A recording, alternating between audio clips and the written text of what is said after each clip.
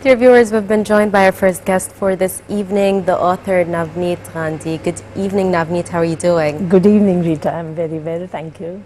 So it's a pleasure to have you back here on Hala Kuwait. Yes. And in the beginning, can you just tell us a bit about yourself? I love to write, and my journey began with reading. It so happened that from a very young age, from a very early age, rather the age of 8, I used to get books as gifts on my birthdays, and reading the newspaper was compulsory at home. Right. So that is what sensitized me into, towards what was happening in the country and in the world. And that is how I felt an urge in me to respond to all that which was happening by my own expressions. Yes. And my teachers in school and college, they helped me to refine and streamline my thoughts, and that is how I started writing from the age of 13. That's amazing. Yes. So you really always knew that you wanted to become a writer or an author. You knew you had that in you. Yes. And you had your parents' support at an early age, I'm understanding. Yes. That's absolutely amazing. And in those days, newspapers used to have special columns for children and teenagers, one full page. Yes. So there was an outlet possible. So I used to write for those, and then when I grew into the teenagers, I began to write more serious articles from the age of 16 or so.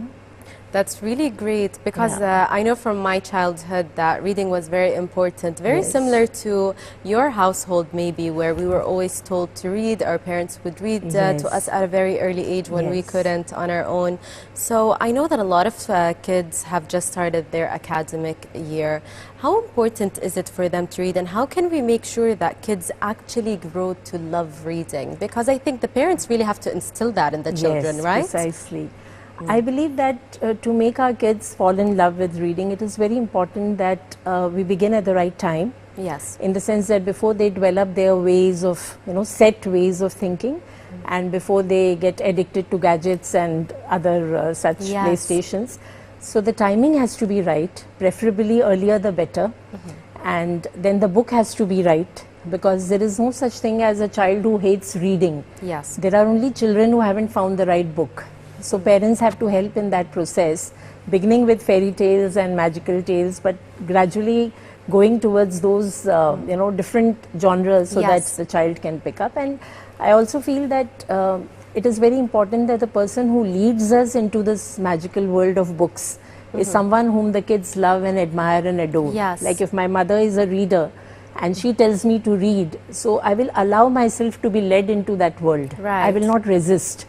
But if there is someone whom I don't like and that person pushes me towards reading, I will grow an aversion towards books. Yes. So the timing and the the right book and the right person, I think all of these things together will make sure that children do fall in love with books. I think that's a really great way to put it, because I know a lot of people that have actually kept books that their mothers or even fathers read to them as children. So it definitely makes sense when you mentioned that, if the child likes someone and that person reads to them, they're actually going to grow to love reading. So we always hear that reading is very important for children, and that's something that they should all do. But what is the importance of reading really for them? What's the reason behind that? Yes. The other day I was reading a line by someone that reading is to the mind what exercise is to the body. Yes. So it enlivens you and gladdens you and cheers you up. But at the same time, see, in one lifetime, like during our growing up years, when our brains are really growing, that time we are with our parents and teachers. Now there is a limit to how much they can tell us, how much they can narrate to us, how much they can share with us, information-wise. So, and the second thing is that we go beyond information to the joy of reading. In one lifetime, can I possibly go to all the places in the world and meet thousands of people and understand thousands of cultures and their stories and their ways of living? It is not possible. Books can take you everywhere. Yes. Books can give you a glimpse of all parts of the world and all kinds of people and their ways of living and their stories and cultures. Yes. So that is why it is very important, and the most important reason we should read is that, on that bookshelf, your friends are lined up. Yes. Because even in the middle of the night, if you have a wide variety of books, you pick up one book and it will not leave you in the same state as when you had picked up. Exactly. It will either bring tears in your eyes, or it will make you smile, or it will make you, it will amuse you, and if nothing, it will lull you to sleep, but That's it right. will not let you down, it will not judge you. So I have personally felt that no friend, I mean, friends are important, Of but course. people are important, but books are the most steadfast friends one can ever have at any given hour or at any, in any state of mind. Definitely, as you said, and even like books really help us with our imagination. Yes. You know, something I Yes. would be reading, I'll interpret it or imagine it in a very different way than Yes. someone else. So that's why books are always so Yes. interesting for us as children. But lately, I think with technology, a lot has changed. Yes. You know, children have really moved away from reading and instead are using their devices, you know, playing games, watching videos Yes. online, and even honestly, same thing applies to us as Yes. adults. Before, if we're on a long plane ride or train ride, would have a book, would be reading, Yes. but now we would actually be on social media watching Yes. videos to Yes. pass time, which honestly is very unfortunate. So, do you think that technology is actually replacing books and reading?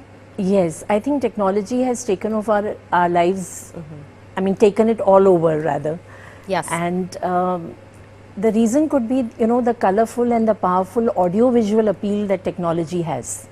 Even today, even those who are reading are going towards online reading because they are looking at attractive pictures or they are looking at Yes. attractive scenes which are happening. But as you just mentioned, a while ago, that trigger to the creative juices is not possible with technology. When you Yes. hold a book, It's and then when your imagination catches a spark and sets the ball rolling, that may or may not happen with technology. Right. And we have begun to look at life from the point of view of convenience.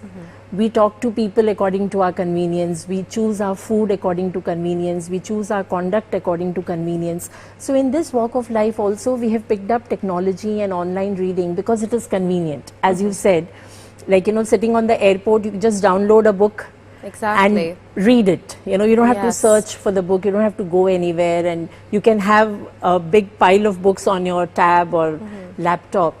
But then I still feel that it is a sorry bargain, because that joy when you hold a book and when you turn the pages and when you go back, and then the trigger to the creative juices may or may not happen with online reading. So perhaps I am a traditionalist, but Yes. I am not still much in favor of online reading. I still prefer holding the book and smelling it and keeping it with me like a cozy, Yes. friend. I think it's definitely very different to actually be holding a hard copy of the Yes. book in our hands. As you said, I completely agree with you on that Yes, point. Rita. Even at airports, the first stop for us was to actually go to the bookstore. Yes. That's available in every airport in Every. the world, and just look through the shelves, pick your book, Yes. and take it.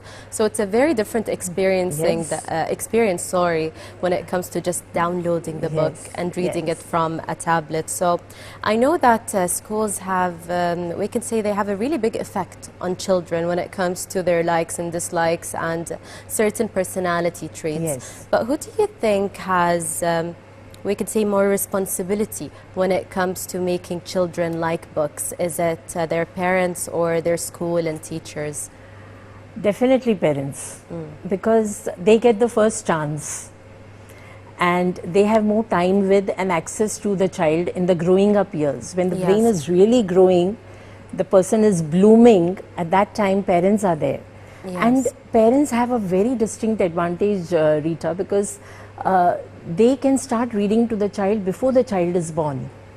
And the powerful, the effects and the impact is so powerful when you read to an unborn child or a newborn child or a growing child. Yes. Nobody can have that. And J.K. Rowling once said that I can never, the joy of bedtime stories and a mother who reads the stories, I mean, that is unparalleled. No teacher can ever do that. Yes. Teachers in school can cement the bond which has been already laid down by the parents. So even if till this age of 7 or 8, when kids, they idolize their parents, so every word that the mother is saying or father is saying at the end of the day from the book, it gets registered here. They may look like they are not interested or they are in a playful mood, but it matters a lot. And that advantage only the parents have, that time sure. with them, just before going to sleep, you know, with the last story in the last few lines that they have heard, and they sleep with that, and that gets seeped right inside your being. For sure, and I think all of us have these memories with our parents reading our bedtime stories for us, and sometimes that's how our parents used to motivate us to actually go to sleep. You know, you can pick out your favorite book and I can read it for you. So it's definitely a very important bonding experience. So since we're talking about maybe how reading and technology has come into our lives and things have been different, how do you see the difference between schools back in the day and now? Do you see there's any difference? Of course, lot of, even you must have experienced a lot of difference, because when we were studying, we used to study, but then we never aimed at becoming super scorers. I don't ever imagine, you know, I can't recall that I wanted to have 100 out of 100 or 99.5 out of 100 in every subject. So we used to study the basics in every subject, but then the content was not so complicated and vast. We had more time at hand. We used to play more. We had more time with teachers. And the teacher-student relationship used to transcend to divine levels. I used to worship my teachers. For me, I would defend them to death if, you know, my parents ever dared to say a thing about my teacher. I used to go kind of, I used to protest. Now what has happened is that their days are packed. Their schedule is so hectic that they do not have the time to develop any kind of bond with the teachers. There are hundreds of activities, there are projects, and then all the time they are rushing from one, you know, one class or one activity to another. And, you know, the worst thing, I'm sorry to be negative here, but one thing which has happened is kids today feel that they know it all. Exactly. And if they don't know it, they can find it all. On the so internet, Alexa or Siri or Google or somebody will be there. So the reverence for teachers has come down. Exactly. You can really tell that the respect that children have had before for teachers is not as present anymore, because to them, they will even back check what a teacher is saying online. Precisely. And what happens as a result is that while the children are becoming overconfident and aggressive, teachers are becoming, you know, they are wondering whether they are capable or not. So self-worth and attitudes are changing on both the sides. Expectations are changing on both the sides. And that has impacted the entire learning process, I feel. Definitely. Like, there's a lot of advantages and disadvantages, of course, for all the technology in our lives now. It does help you with studying. You know, it's maybe easier for the children these days. I know for us, if we wanted to look for something, we actually had to go through books and look. Now it's there for them within a click of a button, which is absolutely amazing. But also, as you said, the disadvantage to it is that children are not having these experiences with the teachers or even learning from them massively, of course. But I know that a lot of children do not like reading, unfortunately, now more than ever before. Does that only apply to children or even older kids, adults? As far as children are concerned who don't like reading, as I said earlier, I think it is all about that they haven't found the right book as yet. They haven't found the right book, and this entire process of, you know, whether your interest in books is surging or it is declining, I think it percolates top to bottom. Yes. What are the children today looking at? They are looking at us, and how is our conduct. We say we are very busy, we don't have time to pick up a book, and yet we are in a dozen WhatsApp groups, we check videos, we check messages, we keep sometimes aimlessly scrolling. And children are watching all of that. But the equation which we saw in our childhood was that a parent plus a book is equal to happy parent. You know, I recall that my mother, whether she was reading a spiritual book or my father was reading the newspaper, they were doing it happily. So we have seen happiness on their faces, and we have even seen the parents of our friends who were smart and well-read, and therefore they could understand better and the bond was better.